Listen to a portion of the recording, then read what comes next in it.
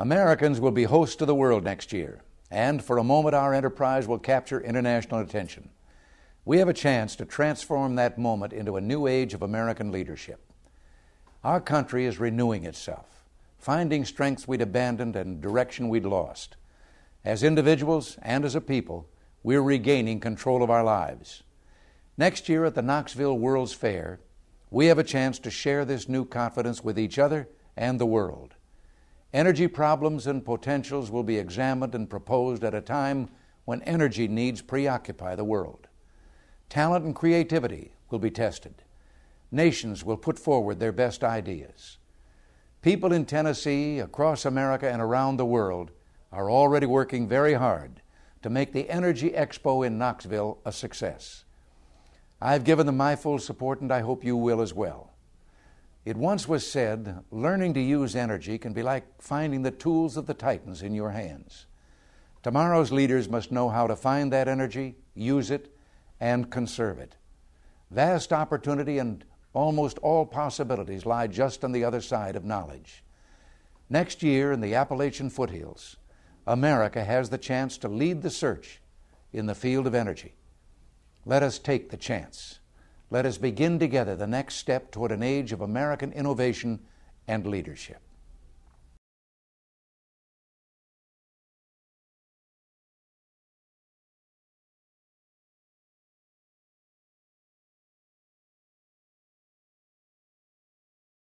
Well, Omar, we thank you just up here where no one could hear, but Nancy and I are honored that you would work so hard so that we could visit your hometown and this magnificent World's Fair. You know, that book that we were handed contains the names of the 12,000 people who contributed each a penny.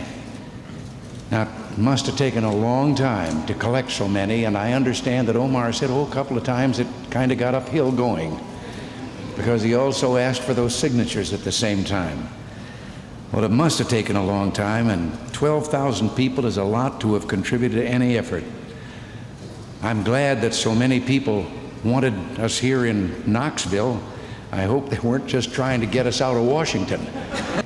This beautiful pavilion is proof that other generations of Americans believed in dreams. It's wonderful to see that these young people believe they can see their dreams come true. Earlier today, awestruck by just the glimpses that I've been able to get of some of the technology here, I referred to Gulliver's Travels. That's a book that Omar may be familiar with. There's a character in that book who's trying to find a way to extract sunbeams from cucumbers. And I remarked that not long ago, the technology exhibited here seemed every bit as fanciful as cucumber power. Now, I'm not suggesting that America devote much time or money to researching cucumbers, but we are a people known for dreaming with our eyes wide open. We live our dreams, we make them come true. Our ideas and energies combine in a dynamic force, the kind of force that made the developments and breakthroughs and discoveries in this building possible. And that force has always enabled America to overcome great odds, and it always will. We just refer to it as the American spirit. That's the spirit Omar has, and that spirit is why I'm sure this country is going to do just fine. I wish all of you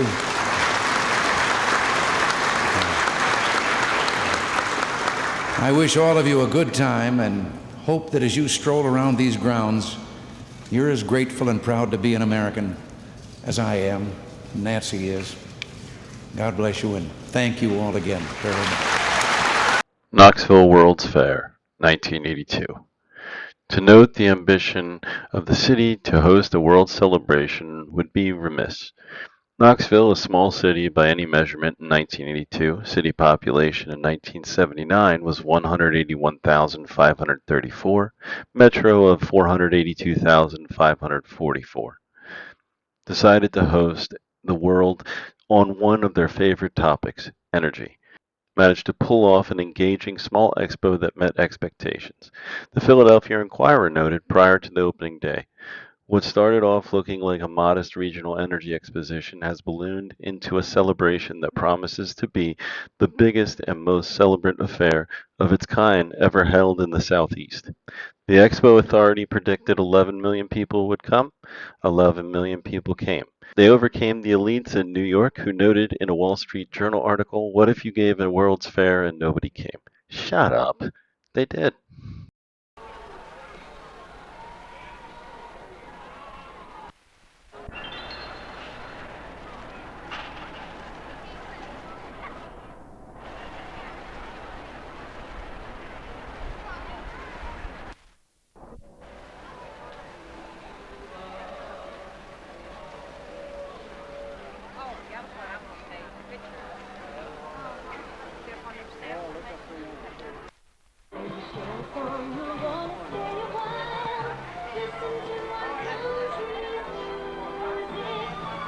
There were over 20 nations represented, 54 restaurants, and parking for over 10,000 cars. There was a gleaming United States pavilion that cost $22.8 million and was meant to be a permanent addition to Knoxville. The exhibit inside was wonderful, including a gigantic IMAX presentation. It didn't remain permanent, but was replaced by a gleaming new convention center above the pavilion, and rising above the entire fair site was a Sunsphere. It was 266 feet tall and cost $4 million. This was meant to be permanent. It remains there today, and you can ride to its top for $5.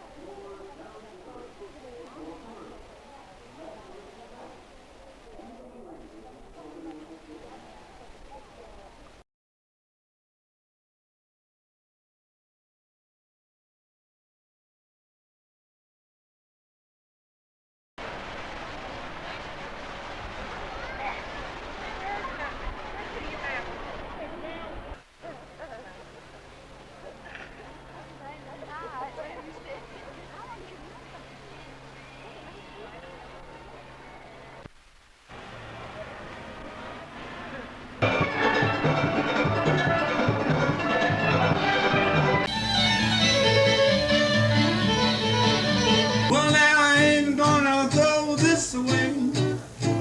I just ain't gonna throw this away. It's lovely, a lady be good. Oh, lady be good to me. Leonard Levitin, Exhibit Technology. My favorite Expo media story is about the Today Show at the 1982 Knoxville World's Fair. The author, John Gunther, had written a book about the U.S. in the 1950s, wherein he described Knoxville as a dusty little town, which it was then. Brian Gumbel, Jane Pauley, and the Today crew arrived just before opening day of the fair and were welcomed with limos, gratis hotel, food, and all the courtesies the fair could put together. They bent over backwards to make NBC's job easy and pleasant with real Southern hospitality. The whole purpose of the fair was to change the image of Knoxville in eastern Tennessee to attract new industry and residents to the region.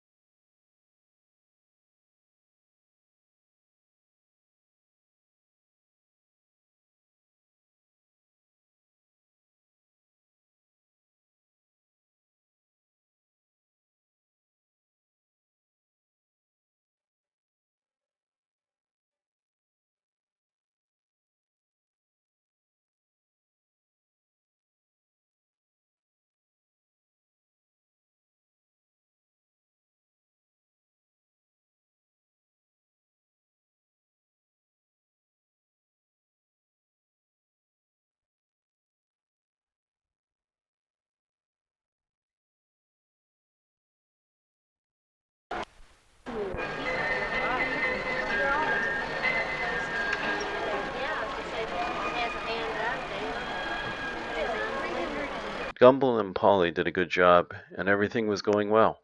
On the last day, the last comment of the show, Jane Polly looked into the camera, speaking nationwide, and said a closing remark. You know, as enjoyable a time as we've had here in Knoxville, I have to admit, all in all, it's still a dusty little town. At that moment, every local support for the NBC crew vanished, leaving Gumbel and Polly and several NBC crewmen to pack everything up and carry it off the fairgrounds themselves. Nobody would help. They couldn't even get a taxi to the airport. I think they hitchhiked. 5 years after the fair, Eastern Tennessee and the Knoxville environs could boast a new GM Saturn plant and a new Nissan plant, plus an extension of the Alcoa plant as Magnavox moved to Knoxville, tripling the population of the area and reducing unemployment to almost zero.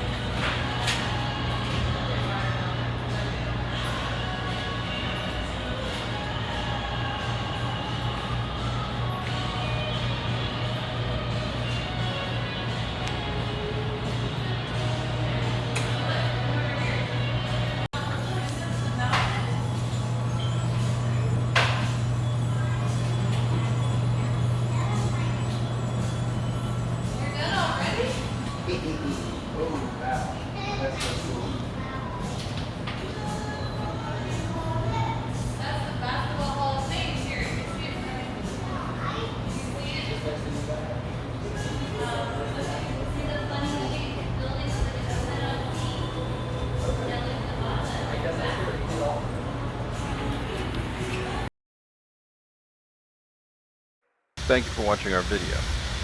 Please consider liking it and subscribing to the channel. And if you have any suggestions for future videos, please leave those in the comment section. We'll work on getting them out to you as soon as possible.